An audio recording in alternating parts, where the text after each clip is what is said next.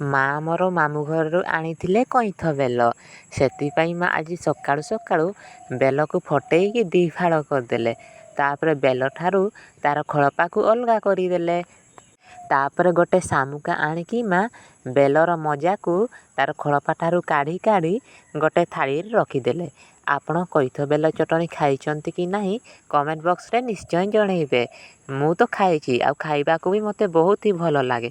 ତାପରେ ମାଆ ପଥରକୁ ଧୋଇକି ସେଥିରେ ଜଙ୍ଗଲ ଧନିଆ ପତ୍ର, ଶୁଖିଲା ଲଙ୍କା, ଟିକିଏ ଜିରା ଆଉ ସ୍ୱାଦ ଅନୁସାରେ ଲୁଣ ଦେଇକି ମସଲାକୁ ମାଆ ଭଲ ଭାବରେ ବାଟିକି ଗୁଣ୍ଡ କଲେ।